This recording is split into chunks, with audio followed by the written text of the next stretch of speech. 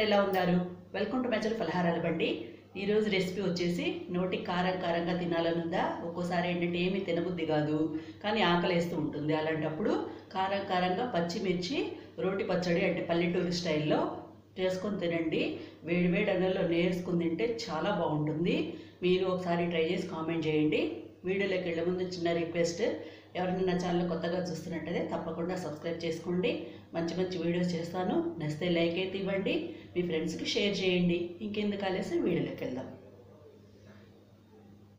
ఇవిగోండి మనకు పచ్చడికి కావాల్సిన ఇంగ్రీడియంట్స్. చాలా తక్కువ టైంలో టేస్టీగా అయిపోతుంది అనమాట. తక్కువ ఇంగ్రీడియంట్స్తో స్టవ్ వెలిగించి బాణలు పెట్టి దాంట్లో 2 టేబుల్ స్పూన్స్ నూనె వేసాను అనమాట.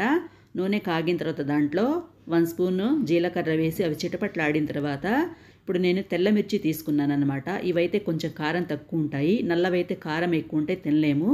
అవి శుభ్రంగా కడిగి మధ్య ఘాటు పెట్టి అవి కూడా బాణల్లో వేసి దాంట్లో కొంచెం పసుపు తగినంత సాల్ట్ వేసి ఒకసారి మిక్స్ చేసేసుకుని 5 మినిట్స్ పాటు మగ్గించుకోవాలి. 5 మినిట్స్ పాటు మగ్గితే సరిపోతుంది. అలా ఘాటు పెట్టడం వల్ల ఏంటంటే అవి మన మీద పడకుండా ఉంటాయి అనమాట. ఘాటు పెట్టకుండా వేస్తే అవి చిట్లి మీద పడి కాలుతాయి. అలా కాకుండా ఉండాలంటే ఈ విధంగా చేయండి. 5 మినిట్స్ తర్వాత ఇలా మగ్గింది కదా, ఇప్పుడు స్టవ్ ఆపేద్దాము. ఇప్పుడు రోట్లో వేసి దంచుతున్నాను. ఫస్ట్ అయితే జీలకర్ర వేయించుకున్నాను కదా, అది కూడా వేసేసి ఒకసారి దంచుకున్న తర్వాత దాంట్లో 2 వెల్లుల్లి రెబ్బలు మాత్రమే వేస్తున్నాను. మేము తక్కువ తింటాం కాబట్టి కొంచెం వేసాము. మీరు తినేదాన్ని బట్టి కొంచెం ఎక్కువ వేసుకోండి, మీ టేస్ట్ని బట్టి. ఇదిగోండి అవి కచ్చాపచ్చగా దంచుకున్న తర్వాత ఇప్పుడు మనం వాడ్చుకున్న పచ్చిమిర్చి కూడా వేసేసి ఇలా దంచుకుందాం అనమాట. దీంట్లో కొంచెం చింతపండు గుజ్జు కూడా వేసి ఇంకోసారి ఈ విధంగా దంచుకుందాము. వీలైనంత మెత్తగా దంచుకుంటే సరిపోతుంది. మిక్సీలో ఏంటంటే మొత్తం పేస్ట్ లాగా అయిపోతుంది అనమాట. అలా కాకుండా ఉంటుంది ఇది, అందుకని రోటి పచ్చడి చాలా బాగుంటుంది.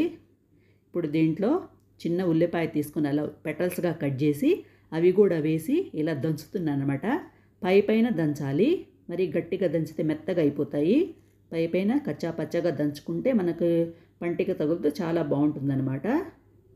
దంచుకున్న తర్వాత ఇప్పుడు చిన్న బాణలు పెట్టుకుని దాంట్లో నూనె వేసి నూనె కాగిన తర్వాత పసనపప్పు, మినపప్పు, ఆవాలు, జీలకర్ర, ఎండుమిర్చి, కరివేపాకు వేసి ఇంగువ కూడా వేసి ఆ మిశ్రమాన్ని పచ్చళ్ళు వేసి కొత్తిమీర గార్నిష్ చేసుకుంటే పచ్చడి రెడీ.